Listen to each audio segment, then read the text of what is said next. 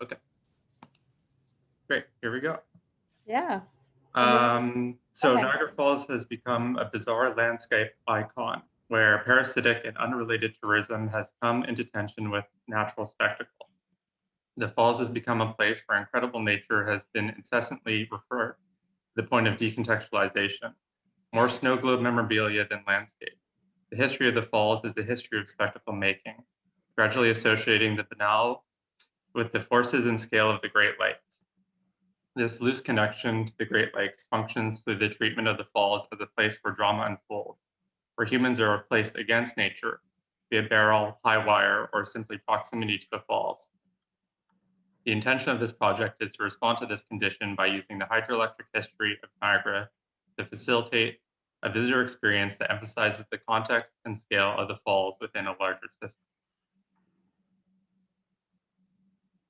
Clearly, there is some unresolved tension between the draw of the falls as a destination and the actual activity taking place facilitated by an architectural infrastructure, demonstrated by the success of programs like the water parks, casinos, and Madame Tussauds Wax Museum, which are entirely unrelated to the landscape and its opportunities. In many ways, the falls provides the credence, credibility, and authority to otherwise banal or unrelated programs.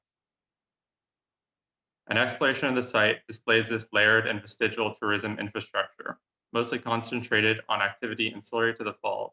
The site is divided into three primary strips: Stanley Avenue, with most of the affordable accommodations; Clifton Hill, with its arcades and fun houses, which connects most of the motels and hotels to the Niagara River; and the Niagara Parkway, which functions as the pathway for vehicles and tourists to view the falls. These areas comprise the tourist districts and create a boundary to the area that visitors walk. Part of the process of this thesis is to deeply understand the components of both the natural and artificial spectacle in Niagara Falls, then to apply that study to designing an intervention which resolves the underlying tension between desire and activity by providing program space that allows visitors to more deeply engage with the landscape and environment that they have come to experience. The natural spectacle of the falls comes from the unique intersection of the Niagara Escarpment and the headwater of the Great Lakes channeled into the Niagara River. Before the influx of tourism, this potential energy attracted manufacturing and later the cross-border experimentation into widespread electric distribution. The Great Lakes are also a threshold between Canada and the US, where American tourists comprise the vast majority of visitors into Ontario, although in a period of decline since 2000. Casinos have come to overshadow the falls as a central attraction for Americans to Niagara, Ontario. The remnants of this industrial history remain on site and in close proximity to the major tourism activity. Hydroelectric power has been relocated away from the main strip, directed by massive underground tunnels to new generating stations. This activity reinforces both the scale and power of the falls, essential elements to the aesthetic draw of the falls. The historic hydroelectric infrastructure possesses opportunities to reassociate the falls with their broader environmental context.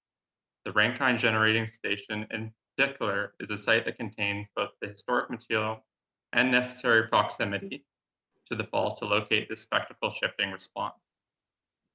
The generating station and its context of Niagara Falls is analyzed through a process of aggregation, investigation, and narrative reconstruction.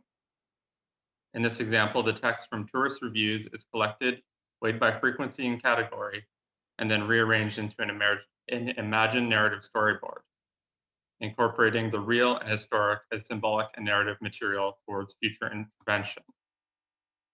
Certain events have come to define the contemporary function and symbolism of the falls.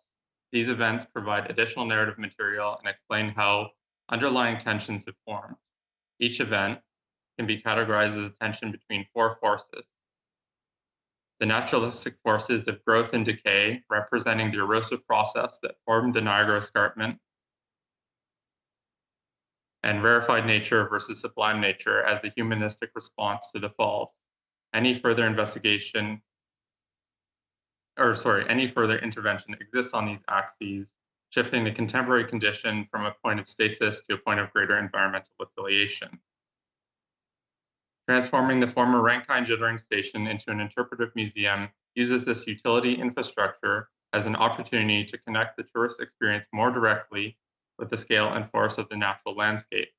The infrastructure becomes a translator and intermediary between the human scale and the environmental scale, where the falls as a symbol and force can be reconnected to a wider context. Developing this strategy of combating spectacle works towards an architectural strategy which emphasizes the landscape's context-derived power, creating a tourist attraction that works to undo the isolated symbolism of the falls and respond to the underlying desire to have an experiential encounter with concentrated natural force.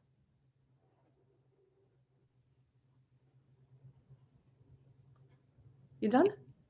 Yeah. Oh, okay. I wasn't sure. Thank you very much. Well, I'll start with a question because, of course, I know your project, but maybe it will be helpful for other people. So you have this cross, right? This conceptual cross of rarefied nature, sublime nature, growth and decay. Mm-hmm. Can you just tell us how, in maybe this wish image of like the project you'd like to do, or maybe the image, yeah, maybe that. Anyway, just to tell us how those four um, keywords, so to speak, and axes, how they're going to play out in your design. Would you be able to do that? Right. So I guess firstly, like this is a way of organizing the location's history, which is really scattered. It's a way of describing some of that tension that I'm describing, or sorry, describing the tension I'm describing. Being more specific about why I think the site is in having the problems that it has. And so by looking at these different events, there are ways to, I think about some of these things that have really shaped the way that Niagara has become as a tourist attraction, but are not represented in the experiences that people are having there. So it's a way to sort of bring up this layered and sort of buried history. And then the project is looking at using the historic infrastructure to bring some of those things back up as a place where some of that history can be revealed. Okay. Does that help? Yeah, I think so. I just got something, but the chat is disabled, but I don't know how to do it. So But can go I ahead. ask a question? Yeah, go ahead. Hi, Cameron. Thank you so much. And I think this is a very nice topic for a thesis because it's a pity what they do in Niagara Falls. But my question is, if you concentrate in one particular point, aren't you neglecting all the other problems around there? So you see, it seems like the goals of your thesis are slightly bigger than just one point, which is the interpretation center. So can you clarify? Maybe it's just my misunderstood. So the question is, how is it responding to a number of issues through one particular site as opposed to many? Yeah. I think that the site itself is a real opportunity that isn't existing or available in other places, either because those things have become demolished or they're not really, I think, represented in a form that is attractive to tourists. So I think the response that's happening here has to, in a way, align itself with the existing condition of the site and what people are coming to see, which I think in reality has a lot to do with sort of these billboard type buildings, the unrelated program.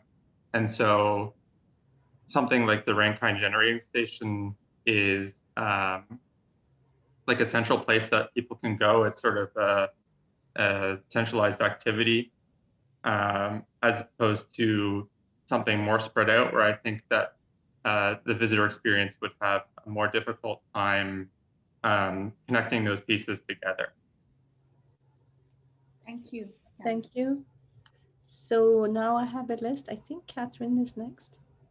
Yeah, just a quick one, Cameron. Thank you for your presentation. I think it's quite interesting, this idea of connecting the system in a way of the natural system to the natural, and then different systems existing already within the water system, both natural and artificial in a way. I think there's something interesting about that, and I'd like to pick up where Christina stopped in a way with the crossing, which is for you an organizer. And I wondered, there's also a way to think about it as also a way to operate, right? So could you, maybe it's a different one, but they could relate back and forth between the organizer of the sites to an organizer design method in a way, right?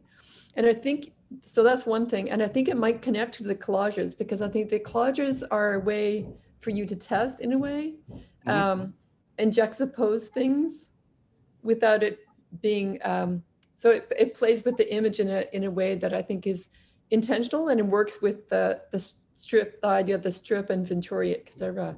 So I think there's something in that, and maybe there's a way to think about like how you operate both pragmatically but also architecturally with the pieces you're working, like you've selected, to kind of intervene within them in a certain way, whether that's the one piece or maybe a series of pieces, I don't know, that operate within this larger system. That it's maybe a question or / comment, I'm not really sure. So, yeah. If you don't mind, we'll keep it as a comment. Yeah. That way other people can say something. Okay. So I think I have Christine next. Yeah. So building on the others, I think what I'd be really interested in seeing is exactly what you're going to pull out in this matrix.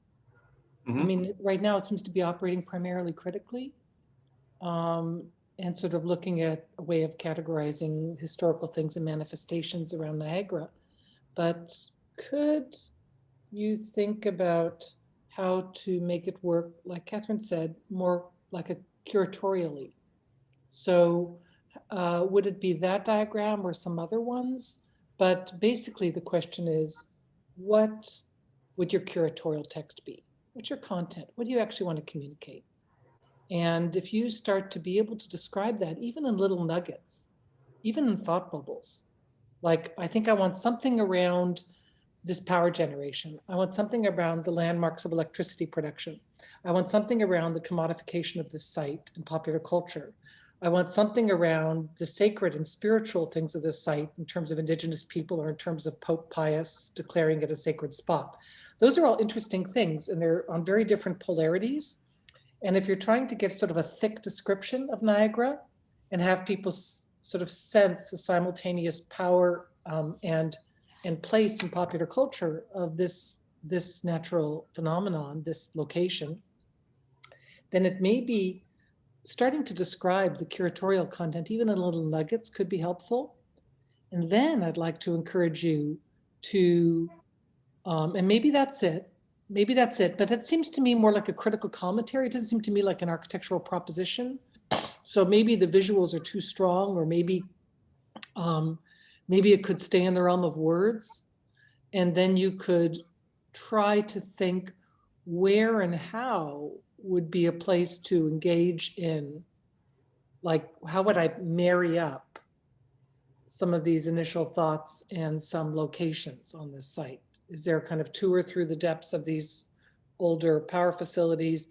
Is it an overlook or a passage along the water? Is it something, a kind of bridge or a way of experiencing? So the positionality and also the seasonality and stuff, but like how you'd actually experience that in relationship to your rhetorical nugget that you want to communicate, I think could be neat to start to think about that.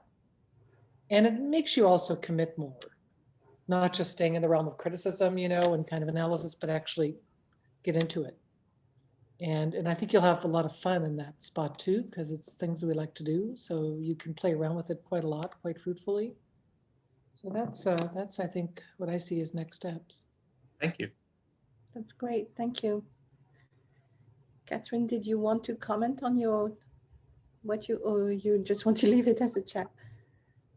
Depends on time. I just wanted to say to think about it scalarly, but yeah.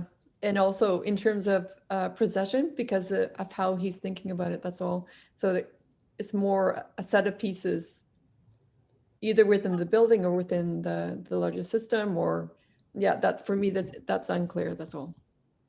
Okay, great. Good. Well, I think with the building you decided to renovate or, to integrate in, it will be relatively easy since there's a flow of water giving you a sequence. It's going to be relatively easy to decide on the sequence and the rhythm of experiences because you already have a narrative with the river itself going through the machinery. So that's going to be good. That's going to be helpful, I think. Okay, great. Well, thank you so much, Cameron. Great. Thank you all so much for your comments. Yeah, you're welcome. Thank you.